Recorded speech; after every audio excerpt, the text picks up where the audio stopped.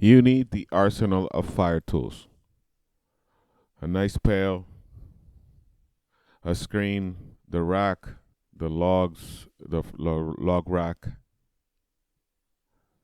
But what you really need is side, because these tools are going to help you manage everything from the beginning of the process to the end of the process. So check this out.